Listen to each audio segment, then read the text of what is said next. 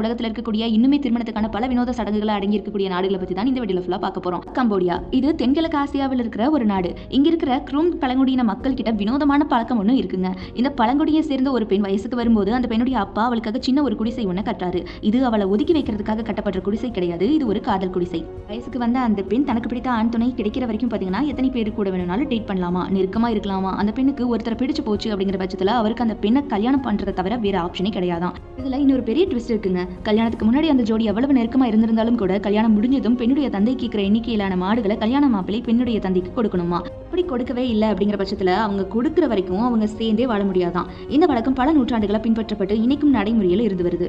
South Korea இங்க follow பண்ற திருமண வழக்கம் ஒண்ணுல கல்யாண மாப்பிள்ளையுடைய கால் பாதத்துல மீனால் அடிக்கிறாங்க. திருமண ஏற்பாடுகள் செஞ்சு திருமணத்துக்கு எல்லாரும் வந்து ஆணும் பெண்ணும் உறுதிமொழி எடுக்கிறதுக்கு முன்னாடி இந்த சடங்கு நடத்தப்படுது.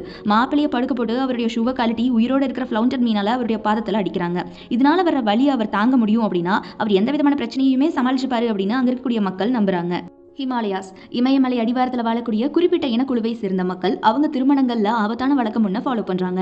திருமணத்துக்கு முன்னாடி மணமகன் ஆபத்தான அட்வென்ச்சர் ஒண்ணு பண்ணணுமா. சிலர் மலை ஏறுறாங்க, சில பேர் பாத்தீங்கன்னா சீரிப்பாயிர ஆற்ற கடந்து தங்களுடைய காதல ப்ரூவ் பண்றாங்க. இப்படி பண்றதன் மூலமா அந்த பெண்ணுக்காக தான் எதையுமே செய்ய தயாரா இருக்கிறதா அந்த பையன் சொல்றதா அங்க இருக்கக்கூடிய மக்கள் எடுத்துக்கிறாங்க.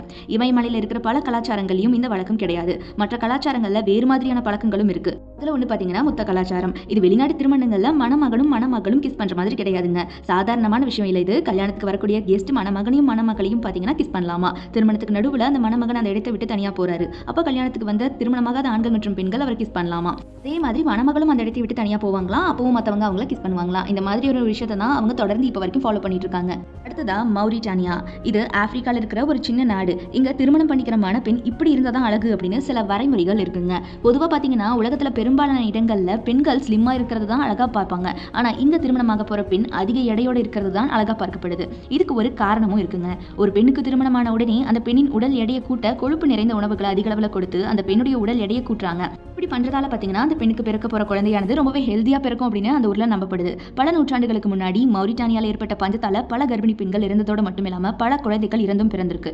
இன்னும் சில குழந்தைகள் பாத்தீங்கன்னா ஊட்டச்சத்து குறைபாட்டால பிறந்து இறந்து போயிருக்கு. இந்த மாதிரியான நிகழ்வுகள் நடக்காம இருக்கதான் அப்போல இருந்து இப்ப வரைக்கும் பாத்தீங்கன்னா இவங்க இதை ஃபாலோ பண்ணிட்டு இருக்காங்க. அடுத்ததா பாத்தீங்கன்னா ஸ்காட்லாந்து. இங்க ஃபாலோ பண்ற வித்தியாசமான திருமண பழக்கத்துல மணமகளுடைய உறவினர்கள் பாத்தீங்கன்னா பால், அழுகிய உணவுகள், ஜாம், சாஸ்னு கைக்கு கிடைக்கிற எல்லா விஷயத்தையும் வச்சு ஒரு மிக்சர் மாதிரி ரெடி பண்ணி மணமக்கள் மேல ஊத்துவாங்களாம். இது மணமகனின் மன வலிமையை சோதிக்கிறதுக்காக நடத்தப்படுது அப்படின்னு சொல்லப்படுது.